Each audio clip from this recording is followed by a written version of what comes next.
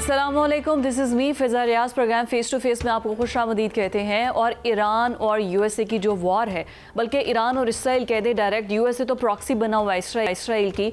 अब वो इंतहाई खौफनाक सूरत हाल इख्तियार कर रही है, क्योंकि अब ऑयल रिफाइनरीज पे अटैक किया जा रहा है, विच इज़ रियली अलार्मिंग। और धुएँ के बादल, किस तरीके से आग के शोले उठ रहे हैं, बहुत सी वीडियोज़ आपने इस तरह से देखी होंगी। और ईरान तो बाकायदा तौर पर तमाम फुटेजेस, हर चीज़ दुनिया के सामने आया भी कर रहा है। वहां पर रिपोर्टिंग की किसी भी किस्म की कोई बंदिश नहीं है। फैक्ट्स एंड फिगर्स के साथ सब कुछ डिटेल में अवाम के सामने लाया जाता है, बल्कि पूरी दुनिया के सामने लाया जाता है। लेकिन इसराइल में कितनी तबाही हुई है, इस हवाले से अभी कोई बहुत ज़्यादा चीज़ें सामने नहीं आती। बस वहाँ से जो लोग निकल कर आते हैं, जैसे इंडियन सहाफ़ी आए थे, तो उन्होंने बताया कि वहाँ पर बंकर्स के अंदर तक वो भी सेफ़ नहीं है। ईरान वहाँ पर भी तबाही मचा रहा है। तो ये वॉर आगे किस हद तक कि क्या सूरत हाल इख्तियार कर सकती है, और इसमें कितनी शिद्दत आ सकती है, और इसमें कोई नरमी या कोई गुंजाइश बाकी है कंट्रोल करने के लिए, डिटेल डिस्कस करेंगे आज के प्रोग्राम में। मैं अपने गेस्ट केंद्र की तरफ चलती हूँ। मेरे साथ major general retired Samresh Salik साहब ने हमें ज्वाइन किया है, उनको वेलकम कहते हैं। और मेरे साथ ईरानी सहाफ़ी जॉन हुसैन, जिनको आप देख रहे हैं कि मुख्तलिफ टीवी चैनल्स पर वो आकर बता रहे हैं कि इस वक्त ईरान की क्या सिचुएशन है। आप दोनों को वार्म वेलकम। और शहजाद हुसैन भट्ट साहब तो हमारे साथ पैनलिस्ट हैं ही। सबसे पहले मैं जॉन आपकी तरफ आऊँगी, क्योंकि हम एवरीबडी वांट्स टू नो। सबसे पहले तो हमें ये बता दीजिए कि जो खामनाई के बाद जो उनके जानशीन का जो फैसला था, people really wants to know, बल्कि पूरी दुनिया ही जानना चाहती है कि ईरानी अवाम ने क्या फ़ैसला किया। क्योंकि हम देख रहे थे कि ईरानी अवाम भी डिवाइडेड है, रिजीम चेंज ऑपरेशन होगा, ये होगा वो होगा। जैसे अमेरिका ने फीड किया था कि हम ये कर देंगे, हम वो कर देंगे, ऐसा कुछ भी नहीं हुआ। तो अब जो भी जानशीन होगा, क्या पूरी की पूरी ईरानियन अवाम जो है वो लब्बैक कहेगी सुप्रीम लीडर के आगे? आरगम, thank you so much for having me. बहुत बहुत शुक्रिया। देखें, इसमें कोई दो राय नहीं है कि हर मुल्क के अंदर कोई ना कोई एक्सट्रीम सेंटिमेंट ऑफ ऑपोजिशन 2 से 5% के बीच होता है, जहां पे वो लोग झंडा भी जलाने को तैयार होते हैं, आर्म्स भी लेने को तैयार होते हैं। And at the same time Iran में भी ऐसे लोग थे। अब सिचुएशन जो चेंज हुई है, आयतुल्ला खामनाई को जिन्होंने शहीद किया है, उनको, इसमें सिचुएशन ऐसे चेंज हुई है कि एक अवामी गुस्सा है, एक अवामी सेंटिमेंट है। इस वजह से जो भी नया सुप्रीम लीडर इलेक्ट होंगे, उनको एक्सेप्ट करने में प्रोबेबिलिटी अवाम की और सेंटिमेंट अवाम का ज्यादा है। Probably because of the reaction. जो ऑपोजिशन के सेंटिमेंट्स हैं वो भी सपोर्ट में आएंगे, probably because of the reaction to the US war that has been imposed. अब कौन है, कौन कौन कंटेंडर्स हैं? 3 नाम सामने आ रहे हैं। पहला आयतुल्ला अरफी, दूसरा आयतुल्ला बाकरी, तीसरा आयतुल मुश्तबा खामनाई। ये तीनों को अगर हम देखें, आयतुल्ला अरफी जो है वो इनका जो मदारिस यूनिवर्सिटीज़ का सिस्टम और इनकी जो मस्जिदों का सिस्टम है, उसके अंदर आयतुल्ला बाकरी मदारिस का सिस्टम उन्होंने देखा, और जो इंफ्रास्ट्रक्चर है मदारिस का पूरा, हौज़ा इल्मिया का, वो पूरा जो है उन्होंने डेवलप करवाया। और he is very strict by the way. वो खामनाई साहब से भी ज़्यादा मैं कहूँगा स्ट्रिक्ट हैं। उनकी, वो कहते हैं हमें ईरान भी ख़त्म करना पड़े अमेरिका को तबाह करने में, तो हम कर देंगे। अच्छा, as so far as I हेard। तीसरा मुश्तबा खामनाई। अब इसमें जो लाइकली कंटेंडर्स, ये 3 मुझे लग रहे हैं, बाकी भी नाम आते हैं, लेकिन ये 3 मुझे लाइकली कंटेंडर्स लग रहे हैं। इनमें हो सकता है, प्रोबेबिलिटी इस चीज की है कि मुश्तबा खामनाई, चूंकि मुश्तबा खामनाई का पॉलिटिकल एक्सपीरियंस सबसे ज्यादा है, हो सकता है कि मुश्तबा खामनाई को इलेक्ट किया जाए। और जो पहले से ये एक चलती गाड़ी के ऊपर आ गए हैं और स्टीयरिंग व्हील कोशिश की है टर्न करने की, इजराइल और यूएस ने, कि मुश्तबा खामनाई बन गए, ऐसा कुछ नहीं। मैं अपना ओपिनियन दे रहा हूँ, तो हो सकता है बने, हो सकता है ना बने। समरेश सालिक साहब हमारे साथ हैं, उनको भी शामिल गुफ्तगू कर लेते हैं। समरेश साहब, अभी ये जो हम कह रहे हैं कि ईरानियन सेंटिमेंट और रजीम चेंज वाला तो कोई ऑप्शन नहीं है, तो अमेरिका का ये प्लॉट तो ख़त्म हो गया। अब वो कह रहे हैं कि हम ज़मीनी रास्ते से भी दाखिल होंगे, या हमें नेवी के ज़रिए भी दाखिल हम होंगे, क्योंकि हमने ईरान को तबाह करना है और हर हद तक जाएंगे। क्या ऑप्शंस है, किस तरीके से वो दाखिल हो सकते हैं? इराक भी है, अफगानिस्तान भी है, अज़रबैजान भी है, तुर्किया भी है, but Iran is I think 3 times more bigger and population में भी यहाँ से। तो कहाँ से अमेरिका के पास रास्ता है अगर वो ईरान में दाखिल होना चाहता है? Ma'am, thank you very much कि आपने मुझे अपनी प्रोग्राम में लिया। देखिए, मेरे नज़दीक अमेरिका को तो ये ख्याल था कि बहुत ये शॉर्ट वॉर होगी और वो ईरान को ओवरकम कर लेंगे और यहाँ पे एक रिजीम चेंज हो जाएगी। लेकिन मैं देख रहा हूँ कि उनके बहुत सारे प्लान्स अभी तक अपसेट हो रहे हैं। ओरिजिनल प्लान के रिजीम चेंज का करना वो भी अपसेट हुआ। मुस्लिम ममालिक को आपस में लड़ाना, जिसमें हमें पता है कि फॉल्स फ्लैग ऑपरेशंस किए गए नेबरिंग अरब कंट्रीज़ में ताकि ये आपस में लड़े, और उनको अलर्ज किया कि ईरान ने किया है, वो भी फेल हुआ। उसके बाद कुड्स को इग्नाइट किया गया, जो उनका disputed area which lies in Turkey, Syria, Iran and Iraq, उनको इग्नाइट किया गया कि वो शायद उस साइड से एक इंकर्शन करें, वो भी फेल हुआ। अभी खबरें ये आ रही हैं कि इराक ने अपनी फोर्सेस बॉर्डर पे लगा दी हैं और जो कुछ लीडर्स हैं वो बैक ऑफ कर गए हैं, वो भी फेल हुआ। बूट्स ऑन ग्राउंड ये बहुत क्रिटिकल मैटर है।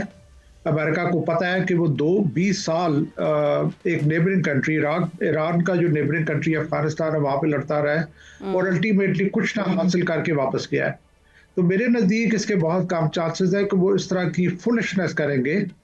एग्जैक्टली और ऐसा अगर चांस लेते भी हैं तो फिर आई थिंक ईरान ने शायद उसके लिए भी पूरी प्रिपरेशन करके रखी है। और बट साहब अभी जो हम एक डिस्कशन कर रहे हैं, मुझे वो याद आ रहा है कि कभी एक जहाज़ आ रहा था, कभी अब्राहम लिंकन आ रहा था, अब जॉर्ज डब्ल्यू बुश आ रहा है, वो एयरक्राफ्ट कैरियर्स लेकर आ रहे हैं। वो सारे आए थे तबाही मचाने के लिए कि हम छोड़ेंगे नहीं, करेंगे नहीं, वो तो भाग रहे हैं। तो वो कहाँ नज़र आ रहे हैं? अब ना हुर्मुज़ को भी वो छुड़ा नहीं सके, वहाँ पर उनकी जो आबदोज़ें और जो कुछ उन्होंने वो छोटी बनाए हुए थी बोट्स, जो कि कह रहे थे कि हम इसको कंट्रोल, ईरान ने पूरा कंट्रोल अभी भी रखा हुआ है। तो वो इतने एयरक्राफ्ट कैरियर्स कहाँ पे हैं फिर?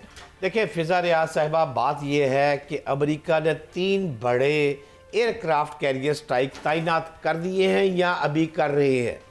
इससे पहले आप ज़रा गौर करें कि इसी रवां साल की बात अगर करें तो जनवरी में 2026 में इन्होंने सबसे पहले अब्राहम लिंकन एक बड़ा एयरक्राफ्ट मार्केट में लेके आए। हाँ। अच्छा जी, ये लाने के बाद फौरी तौर पर इन्होंने एक दहशत ईरान को डराने की कोशिश की कि जनाब बड़ा शिप आ रहा है। साथ ही साथ अगले महीने यानी फरवरी के महीने में 2026 इसी महीने, इसी साल की बात कर रहा हूँ, जनवरी में पहला, फरवरी में दूसरा जेरल्ड आर फोर्ड इन्होंने लेके आया, जो कि मैं समझता हूँ दुनिया का सबसे बड़ा ये जनाब बहरी बेड़ा है जी। वो लेके आए। ईरान फिर नहीं डरा।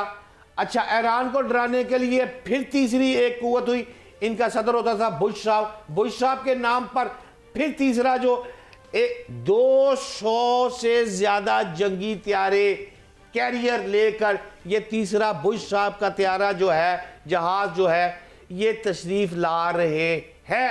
अच्छा। अभी तक पहुंचे नहीं है।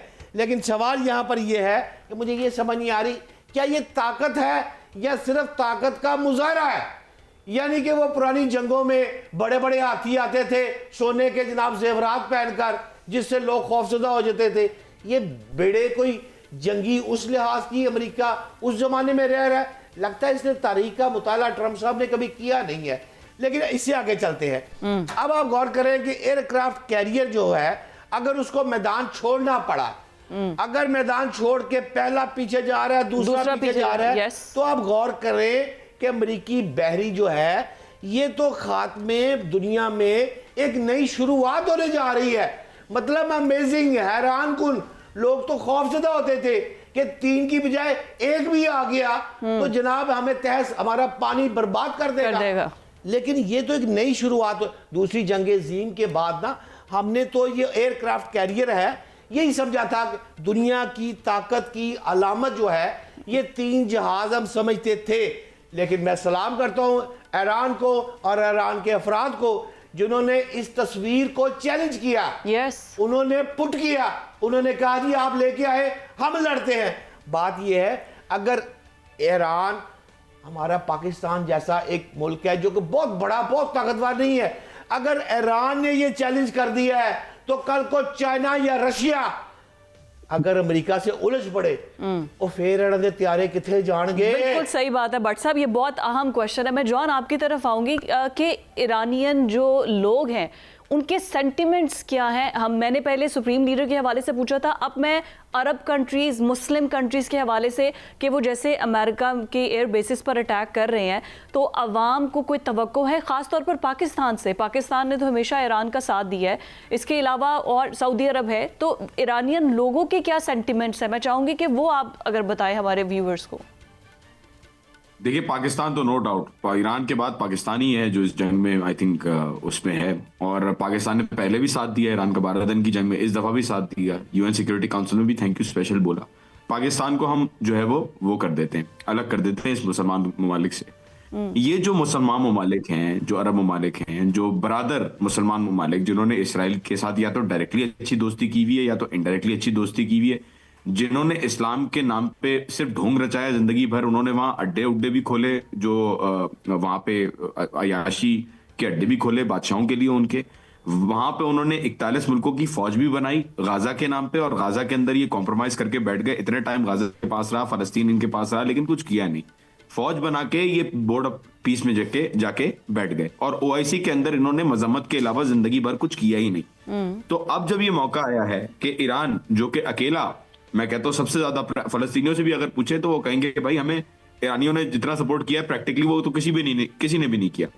तो अब जब वक्त आया है कि ये बड़ी लड़ाई के लिए जो बातें हो रही थी, ये जो बड़ी लड़ाई हो रही है अमेरिका और इजराइल के साथ, तो अनफॉर्चुनेटली लोगों को बड़ा अफसोस के साथ ये लगता है कि भाई ये जो अरब ममालिक हैं ये उनके साथ खड़े हैं। आप ये देखें कि ईरान के ऊपर जो ये आपका ओपिनियन है या ईरानी लोगों का भी यही ओपिनियन है? तो ईरानी लोगों का ओपिनियन अगर आपकी गुफ्तगू आई एम श्योर हुई होगी तो उनके सेंटिमेंट्स क्या हैं अरब ममालिक को लेके? देखिए भाई वही सेंटिमेंट है, वो क्या वो और कोई और सेंटिमेंट रखेंगे कि उनका तो और खतरनाक है। मैं अपना बता दूं, ये काफी है मेरे ख्याल में, उनका तो और खतरनाक है। अच्छा, तो ये जो मिसाइलें आती हैं ईरान के ऊपर और ये जो मिसाइलें जाती हैं इजराइल की तरफ, इजराइल की तरफ जाने वाली मिसाइलों को मुसलमान ममालिक जो है वो रोकते हैं, और मुसलमान मुल्क के ऊपर जो मिसाइलें इजराइल की तरफ से आ रही होती हैं उसको जो है वो नहीं रोका जाता, उसको उल्टा फैसिलिटेट भी किया जाता है, सपोर्ट भी किया जाता है। ये सारी जो बातें करते हैं लोग कि ये मुकद्दसात के ऊपर मार रहे हैं, और ऐसा कुछ भी नहीं है। ये सिर्फ टारगेटिंग कर रहे हैं उन बेसिस की जहां से अटैक्स हुए। एयर स्ट्राइक जो कैरियर आया लिंकन, वो तो भाग गया पीछे। बिल्कुल सही कहा आपके जो मौजूद गेस्ट थे, उन्होंने बिल्कुल सही कहा। ये पहला अटैक करके पीछे भाग गया, ये वापस भी नहीं आया। परसों ये वापस आने की कोशिश की इसने 350 किलोमीटर, लेकिन फिर ये वापस भाग गया। इसको तो मौका ही नहीं, भैया आएगा तो ये मुझे नहीं लगता कि सर्वाइव कर पाएगा। अच्छा जॉन, क्विकली मुझे अगर ये बता दें कि अब नए अब तदफीन भी होनी है आयतुल्लाह खामनाई की, और नए सुप्रीम लीडर ने भी आना है। सिक्योरिटी, पहले तो सिक्योरिटी कोलैप्स आ गए ना, अब जब सब लीडरशिप आएगी, इरानियन प्रेसिडेंट क्या वो भी शिरकत करेंगे पूरे अमल में तदफीन? क्योंकि 2-3 बार ये चेंज हो गया है, तो क्या सिक्योरिटी की वजूहात की वजह से फुल प्रूफ सिक्योरिटी के अभी भी ईरानी रजीम के पास नहीं है? क्विकली देखिए, फुल स्केल सिक्योरिटी वॉर के जंग में किसी के पास भी नहीं हो सकती, स्पेशली ईरान जैसी जगह पे। और सिक्योरिटी के हवाले से कोई अरेंजमेंट्स कोई भी गेस नहीं कर सकता, एक्सपेक्ट नहीं कर सकता। टाइम बाय टाइम ये चेंज होते रहेंगे वॉर के हिसाब से, ये मेरा अपना मानना है। राइट, बिल्कुल ठीक हो गया। सबरेज सालिक साहब, मैं क्विकली आपकी तरफ आऊँगी। अभी जैसे हम पहले बात कर रहे थे, ये जंग तो इस तरह है कि अब ऑयल डिपोज पर अटैक किया जा रहा है, ये फैलती जाएगी। ये तो फिर अगर इसराइल के ऑयल डिपोज पर अटैक कर रहे हैं कि ईरान करेगा रिटेलिएशन में, और हमने कल से वो फुटेजेस देख रहे हैं कैसे रिफाइनरियों को तबाह कर दिया है, तेल तो मजीद फिर मतलब शॉर्टेज तो आएगी, ये बहुत फैलती जाएगी ये वॉर। और आगे अगर तेल से ज़्यादा तो पानी का खतरा है अरबियों को। इसमें कोई शक नहीं है, फिजा के जंग अभी फैलेगी, और मेरे नज़दीक अमेरिका और इसराइल को अभी और शर्मिंदगी देखनी है, क्योंकि जिस तरीके से जिक्र हो रहा है कि कोई उनका प्लान कामयाब नहीं हो रहा। और उनके एक रिटायर्ड एडमिरल ने जो हायर लेवल पे थे, उन्होंने स्टेटमेंट दिया अभी रिसेंटली कि वो ज़माना जब अमेरिका की सुप्रीमेसी होती थी नेवल फोर्सेस की, वो जिधर भी जाएं ऑपरेट करें, वो ख़त्म हो गया है। अब जो भी इस इलाके में आएगा उसको अपना खमियाजा भुगतना पड़ेगा। बाकी आपका पॉइंट ऑफ व्यू बिल्कुल ठीक है। ऑयल इंस्टॉलेशन पे, ईरानियन ऑयल इंस्टॉलेशन पे भी अटैक हुआ है, और ईरान ने इन रिटेलिएशन इसराइल की पे भी। इससे ज्यादा जो सीरियस इशू नजर आ रहा है अगले चंद हफ्तों में, वो है फूड शॉर्टेजेस और water shortages in middle east. क्योंकि मिडिल ईस्ट के पास रिवर्स है ना, उनके पास स्वीट वाटर है ना, उनके पास वेल्स हैं, वो सर्वाइव कर रहे हैं डिसैलिनेशन प्लांट्स के ऊपर। और हमने देखा है कि रिसेंटली अभी जैसे मैंने कहा कि यूएई ने भी अटैक किया है ईरानियन डिसैलिनेशन प्लांट के ऊपर। अगर वाटर सोर्सेज ड्राई अप होती हैं तो ये चंद हफ्तों की बात है कि मिडिल ईस्ट में, इन अरब वर्ल्ड कंट्रीज में, छोटे छोटे जो ममालिक हैं, यहाँ पे जिंदगी का सर्वाइवल जो है वो क्वेश्चनेबल बन जाएगा।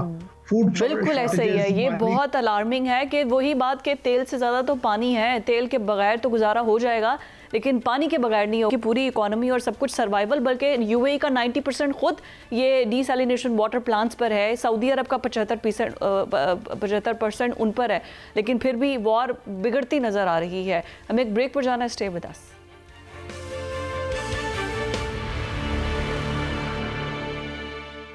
ब्रेक के बाद आपको खुशामदीद कहते हैं, और जैसे डिटेल हमने ब्रेक से पहले डिस्कशन किया, लेकिन अभी सबसे बड़ा सवालिया निशान ये है कि आगे अमेरिकन स्ट्रेटजी होगी क्या, और कौन से ऐसे ममालिक हैं जो कि अमेरिका के साथ अभी ताउन करने के लिए स्टिल तैयार हैं। चाहे सऊदी अरब और ईरान के दरमियान पाकिस्तान ने सेटलमेंट करवा दी है कि ईरान अटैक नहीं करेगा, but still it's a big question, जैसे हवाई अड्डों वाली बात हुई है। अब इस टेक्निकल सिचुएशन को समझने के लिए कि इस वॉर का फ्यूचर हो क्या सकता है, मेरे साथ मौजूद है एयर मार्शल शाहिद अख्तर साहब ने हमें प्रोग्राम में ज्वाइन किया है, उनको वार्म वेलकम कहते हैं। Sir, welcome to the show.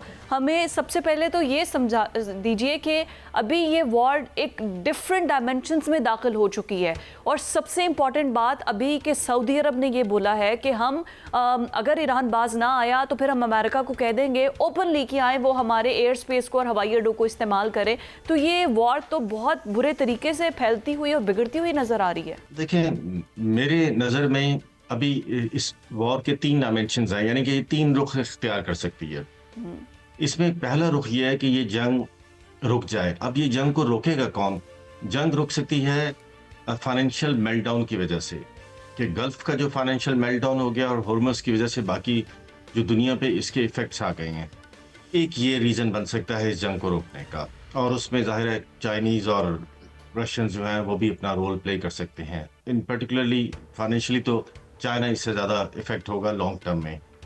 तो एक ये एस्पेक्ट है इस वॉर का। दूसरा एस्पेक्ट इस वॉर का ये है कि ये वॉर ऑब्वियसली कंटिन्यू रहेगी। वो कंटिन्यू रहने के में अब जो अमेरिका ने स्टांस ले लिया है कि एक अनकंडीशनल सरेंडर हो, और ईरान ने कहा है कि नहीं, इसका कोई चांस नहीं है, विच मीन्स कि हम ये जंग लड़ना चाह रहे हैं। अब उस जंग से अमेरिका अगर इसको प्रोलॉन्ग करता है तो वो इसको कैसे कंक्लूड करने की कोशिश करेगा, या उसके क्या अहदाफ हो सकते हैं।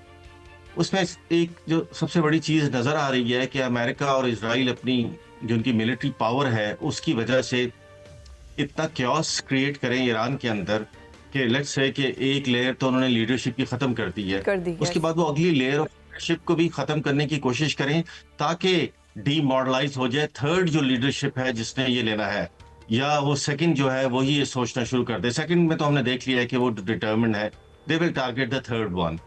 उससे ये होगा, और दूसरा वो इससे ये अचीव करना चाहेंगे कि अवाम जो है वो डीमॉडलाइज हो जाए डिस्ट्रक्शन देख के या चीज़ों की जो बंदिश को देखकर। और तीसरा ये कि 45-47 सालों से तो ऑलरेडी सैंक्शंस में है, बंदिश के तो वो आदी हैं, तो अवाम तो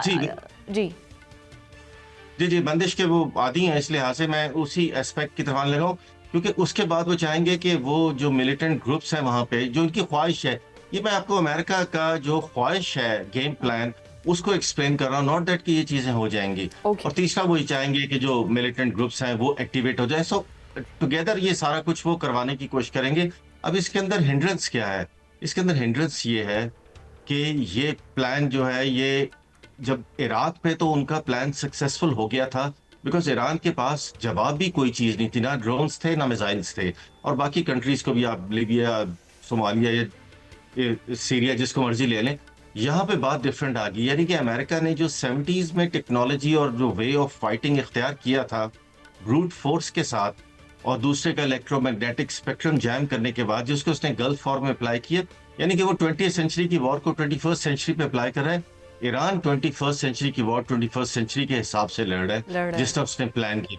तो इसलिए जो इनका ये प्लान मिलिटरीली वाला, ये मुझे सक्सेसफुल होता नहीं नजर आ रहा। तीसरा एक और एस्पेक्ट जो इस जंग को रुकवा सकता है, जो मेरे ख्याल में अल्टीमेटली सबसे कारगर शायद वही होगा, वो है अमेरिका की अपनी ओन डायनेमिक्स, उनका अपना ओन इंटरनल प्रेशर जो कि बहुत शुरू हो गया है। उस प्रेशर के पीछे मिलिट्री वजूहात भी हैं और पॉलिटिकल भी हैं। मिलिट्री ये हैं कि अब उनके पास इंटरसेप्टर्स, जो कि एक मिसाइल के लिए हम देखते हैं बाज़-औक़ात 11 इंटरसेप्टर्स भी लगाने पड़ते हैं, बिकॉज ईरान ने ऐसे अब प्रोजेक्टाइल्स शुरू कर दिए हैं जिनके अंदर से डीकॉयज निकलते हैं। सो वो सारे इंटरसेप्टर उन डीकॉयज को जाते हैं और एक्चुअल मिसाइल आके डिफरेंट एंगल्स में हो जाते हैं। यस जी, तो वो उनके पास रिप्लेनिशमेंट वो कम हो गई है, लॉजिस्टिक मसाइल है, प्लस अमेरिका की अंदर की पॉलिटिक्स इतनी ज्यादा वो पोलराइज्ड हो गई है। अब देखिए उन्हीं के जस्टिस डिपार्टमेंट, उन्हीं के ही इम्पोर्टेंट अखबारों ने ट्रम्प साहब की जो इन्वॉल्वमेंट थी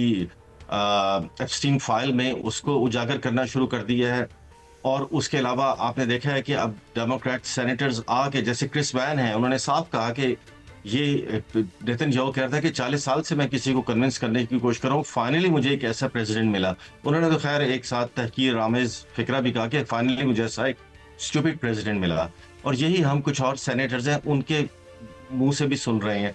काइंडली ये बताएं कि इस वक्त ईरान जो है उसने तो मिसाइल पे तवज्जो दी, उसने ड्रोन पे तवज्जो दी, उसने एयरफोर्स की तरफ तवज्जो नहीं दी। इस वक्त ईरान की फ़ज़ा जो होगी, जब इसके पास जहाज़ नहीं है, तो क्या सूरत हाल आप इस वक्त देख रहे हैं कि क्या हो रहा होगा ईरान की फ़ज़ा के ऊपर इस वक्त। दूसरा मुझे ये काइंडली ये भी साथ बताइएगा कि ये जो कह रहे हैं बूट्स ऑन ग्राउंड, हम जूते पहन के दाखिल हो जाएंगे ईरान में, वो कैसे दाखिल होते हैं, मेरी आवाम को समझाएं।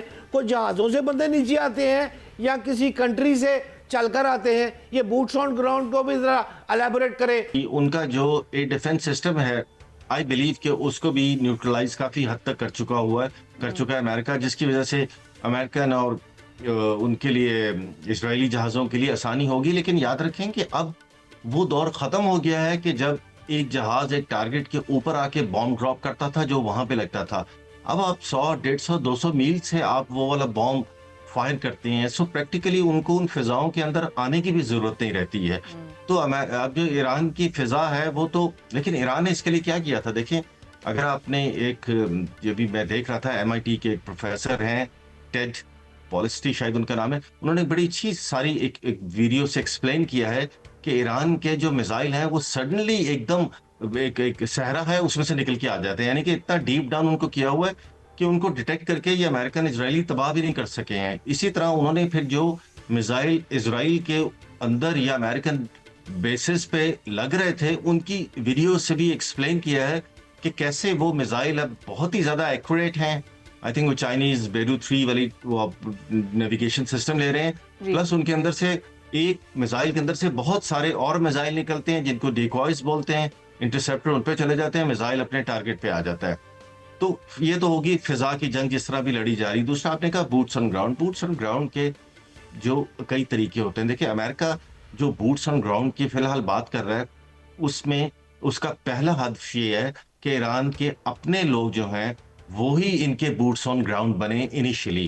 अब उन्होंने ये तो देख लिया है कि ईरान की अवाम, जैसे हम देखते थे ना कि था कि लिबरल्स हैं वो अगेंस्ट हैं, डेमोन्स्ट्रेशन है, कि वो इस मौके पे वो सारे फेंस सिटर गवर्नमेंट के साथ मिल गए हैं। मैं एक हमारे ईरानियन लड़की का इंटरव्यू देख रहा था जो बड़ी रजीम के खिलाफ थी।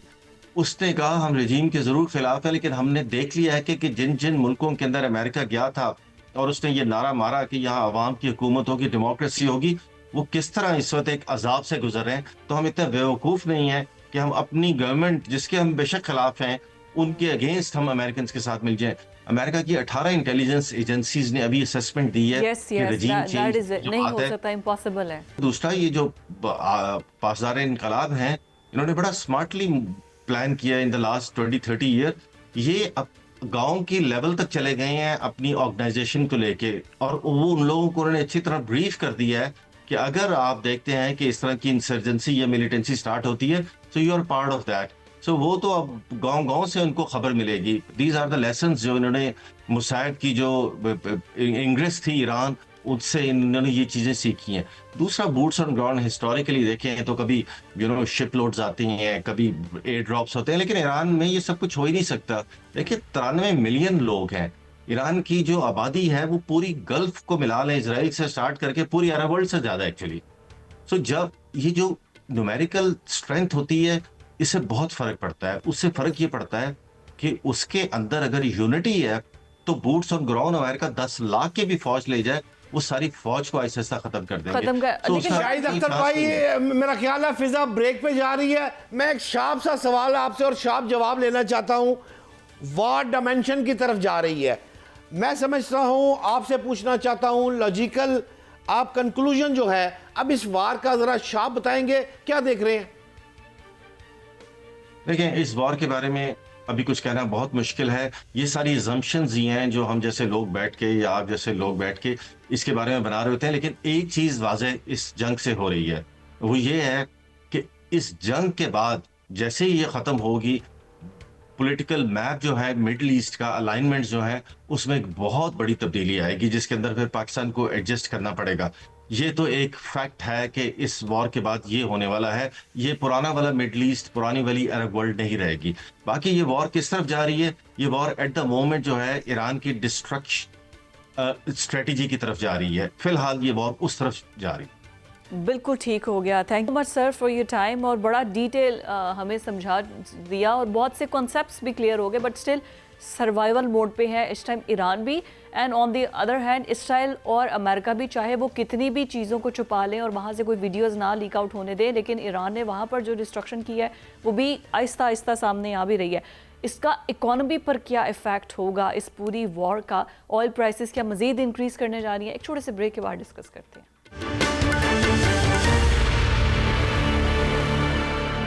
Welcome back to face. और पेट्रोल बम की तैयारियां, अब तैयारियां बाकी क्या रह गई हैं, गिरा तो गया है, अब मज़ीद क्या आइंदा आने वाले दिनों में मज़ीद क्या हमें पेट्रोल, डीज़ल, LNG, LPG क्या ये मज़ीद महंगे मिलेंगे? क्योंकि इंटरनेशनली अगर वॉर की सिचुएशन को देखा जाए तो अब एक दूसरे के जो ऑयल रिज़र्व्स हैं उनको अटैक किया जा रहा है। तो तेल की बंदिश तो ऑलरेडी थी, अब अगर ऑयल रिज़र्व्स भी कम हो जाएंगे तो फिर मतलब कि हमें मज़ीद महंगा पेट्रोल लेने की आप लोग तैयारियाँ कर लें। लेकिन हुकूमत कोशिश कर रही है IMF से बात करके कि लेवी की बद में कुछ अवाम को रिलीफ दे दिया जाए। पता नहीं अब ये रिलीफ हमें मिलता भी है या नहीं मिलता, क्योंकि हुकूमत हमेशा करती है, आगे मर्जी IMF की है, IMF मानेगा या नहीं। हमारे साथ इकोनॉमिक एक्सपर्ट हारून शरीफ साहब ने हमें प्रोग्राम में ज्वाइन किया है, उनको वेलकम करते हैं, उन्हीं से पूछते हैं। ये बड़ा ही हारून साहब बड़ा टफ क्वेश्चन है, क्योंकि पूरी आवाम तो चाह रही है कि रिलीफ मिले। IMF, आप तो इकोनॉमी को ज़्यादा बेहतर समझते हैं और हमेशा ग्रांट्स हो, हमेशा रिलीफ की बातें हो, सब्सिडी की बातें हो, IMF कहता है ये हमारा कसूर नहीं है, हमारी मर्जी नहीं है, हमें आपने इतना टैक्स और इतना पैसा इकट्ठा करके देना है तो ही आपको अगला जो कर्ज है उसकी किस्त मिलेगी। तो क्या वाकई में IMF को इस बार जंग की वजह से कोई रिलीफ देगा, हमें पेट्रोल हमें कोई सस्ता मिलेगा?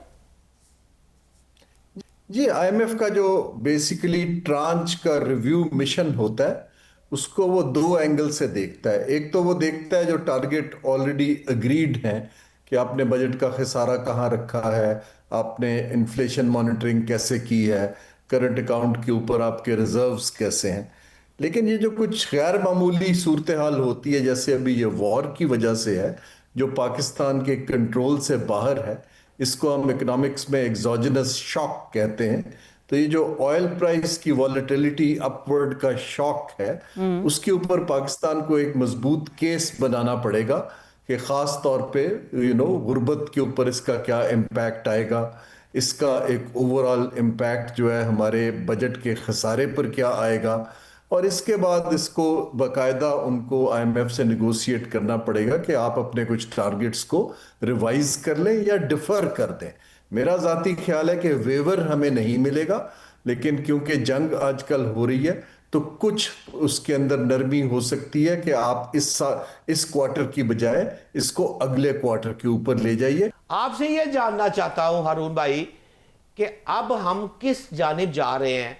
क्या हम सऊदीया से तो मुआहदा कर चुके हैं, सऊदीया का ज़ामन हम हैं, और क्या हमने ये मुआहदा किया था कि इसराइल हमला करेगा या दुनिया का कोई भी मुल्क हमला करेगा तो हम तुम्हारे पीछे खड़े होंगे। और अब अगर इकॉनमी की सूरत हाल इस तरह जो हो रही है, हम खड़े कहाँ हैं और हमारी इकॉनमी की सूरत हाल क्या है?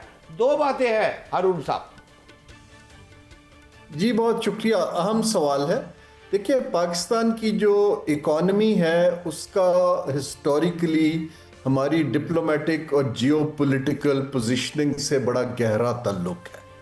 हम जो है मल्टीलैटरल का पैसा अमेरिका जो बड़ा शेयर होल्डर है उससे तल्लुकात की बिना पे लेते हैं। रिसेंटली हमने पिछले 10 बरस में फ्रेंडली कंट्रीज़ ख़ास तौर पे सऊदी अरेबिया से डिपॉजिट्स लिए हुए हैं। वो भी कोई कमर्शियल डील नहीं है, वो डिपॉजिट भी हमें इसलिए मिले हैं कि हम उनके एलाय हैं। चीन ने भी हमें पैसा दिया हुआ है। तो आपके सवाल को मैं दो तरफ डिवाइड करता हूँ। पहली चीज़ तो ये है कि अगर ये जंग आगे बढ़ती है और तूल पकड़ती है तो पाकिस्तान को ऑब्वियसली सऊदी अरब वगैरह जिन्होंने डिपॉजिट दिए हुए हैं, रखे हुए हैं, और उनको इस वक्त इंटरनल भी पैसे की ज़रूरत बढ़ रही है, तो हमारे ऊपर प्रेशर बढ़ जाएगा कि हम विजिबली उनको डिफेंड करें अपने सिक्योरिटी पैक्ट के अंदर। अगर हम डिफेंड करते हैं तो जो ईरान हमारा हमसाया है उसकी पोजीशन ये बन जाती है कि जी आपको ये गल्फ के ममालिक अपने बेसिस से हमारे ऊपर हमला कर रहे हैं, मैं रिटेलिएट कर रहा हूँ, तो फिर पाकिस्तान एक उस कैंप में चला जाएगा और हमें बड़ा केयरफुली देखना पड़ेगा कि उसके इम्पैक्ट्स हमारे ऊपर क्या आते हैं। दूसरा इसके अंदर एंगल जो है वो ये है कि जो इस वक्त इन्फ्लेशन का प्रेशर जो आप जिक्र कर रहे हैं, पाकिस्तान तकरीबन 80-85% तेल इंपोर्ट करता है और 30-40% गैस इंपोर्ट करता है। एलएनजी की प्रोडक्शन कतर ने रोकी हुई है जब से उनके प्रोडक्शन फैसिलिटी के ऊपर ड्रोन अटैक हुए हैं। ऑयल के लिए ऑल्टरनेट रूट से अगर तेल आता है, आज अभी तेल की इतनी कीमत नहीं बढ़ी, हमने 21% बढ़ा दी है, ग्लोबल मार्केट में $90-92 दैट इज वेरी इंपॉर्टेंट। मैं चाह रही थी कि आप इस तरफ आए, हमें ये बता दें, ये जो पूरी दुनिया में इतनी नहीं बढ़ी, हमने बढ़ा दी, किसकी जेब में जा रहा है ये पैसा? हमें भी समझा दे कि एकदम से जो 55 रुपए जा, ये कौन कौन कमा रहा है इतना पैसा? जी, इसका अगर आप ब्रेकडाउन देखिए तो ये जो आप तेल की कीमत बढ़ाते हैं, इसमें इस दफा का जो इजाफा हुआ है, ज्यादा पैसा जो ऑयल मार्केटिंग कंपनीज को जाता दिखाई दे रहा है, क्योंकि हमने टैक्सेस तो बढ़ाए नहीं। अगर टैक्सेस बढ़ाते तो फिर गवर्नमेंट की किटी में जाता। अब उन कंपनियों ने जो आर्गुमेंट लोग दे रहे हैं कि उन्होंने तो ऑयल 20 दिन पहले की कीमत पे खरीदा था, तो आप उनको ये पैसा पास ऑन क्यों कर रहे हैं? हुकूमत ने इन एंटिसिपेशन ये इंक्रीज किया है कि तेल की कीमत बढ़ जाएगी। हर $10 अगर तेल बढ़ता है तो एस्टिमेटेड है कि पाकिस्तान का 1 से $1.5 अरब का करंट अकाउंट डेफिसिट इंक्रीज होता है। इसका मतलब है कि हमें इतना ज्यादा बिल पे करना पड़ेगा ऑयल इंपोर्ट पे। अगर ये स्ट्रेट ऑफ हॉर्मुज़ बंद रहती है, वो जो एक जहां उसका बॉटलनेक है, तो फिर हमारे बड़े सप्लायर जो हैं, ईरान तो नहीं है, सऊदी अरब है, कुवैत है, यूएई है, तो फिर हमें रेड सी के लंबे रास्ते से तेल मंगाना पड़ेगा, जिसकी ट्रांसपोर्ट कॉस्ट और इंश्योरेंस कॉस्ट इसके ऊपर एड अप हो जाएगी।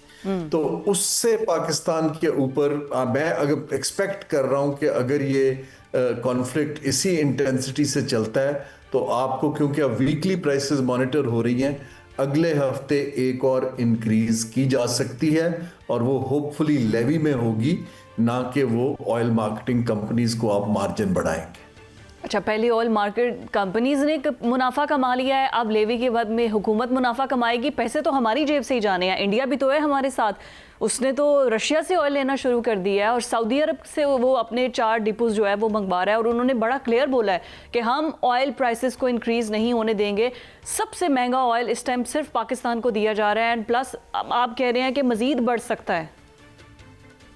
जी, मैं बिल्कुल इसको देख रहा हूं, क्योंकि पाकिस्तान का मैक्रो इकोनॉमिक प्रेशर्स जो हैं इंडिया से बहुत फर्क है। नहीं, लेकिन तो लॉन्ग रूट पे फिर पर्शियन ओशन को जिस तरह हम मंगवाएंगे उसी तरह वो मंगवाएंगे, तो वो तो बढ़ा नहीं रहे, हमारी हुकूमत हम पे थोपी जा रही है सब कुछ।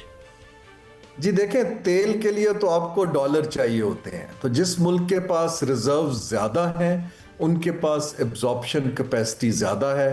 पाकिस्तान के पास रिजर्व्स नहीं है, हम पास ऑन करेंगे, मार्केट से खरीदेंगे, बोरो करेंगे, क्योंकि पाकिस्तान ऑलरेडी अपने जो करंट अकाउंट के ऊपर एक थिन लाइन पे चल रहा है। लेकिन मैं इसको हुकूमत को डिफेंड नहीं कर रहा हूँ। मेरे हिसाब से हुकूमत को ये 55 रुपए की बजाय, क्योंकि पुरानी कीमतें चल रही थी, कोई 10-15% इंक्रीज करते, अगले हफ्ते फिर रिव्यू कर लेते, क्योंकि ये वॉर जो है ये तो डेली इसके अंदर वेरिएशन आएगी। हमें ऑल्टरनेट सोर्सेज पे काम करने की जरूरत है। हर मुल्क का एक बिजनेस कंटिन्यूटी प्लान होता है। हारून भाई, कथा कलामी की माजरत चाहता हूं, हम भारत से अपना कंपैरिजन नहीं करते, मैं यहां तक एग्री हूं आपसे। मैं ये आखिरी सवाल आपसे मेरा सिर्फ ये है, क्या मेरे मुल्क में इस वक्त आने वाले दिनों में महंगाई बढ़ने जा रही है, लोड शेडिंग होने जा रही है, पेट्रोल लबड़ा नहीं, क्या ये चीजें मैं देख रहा हूं इन फ्यूचर? आप मेरे साथ एग्री हैं हारून भाई?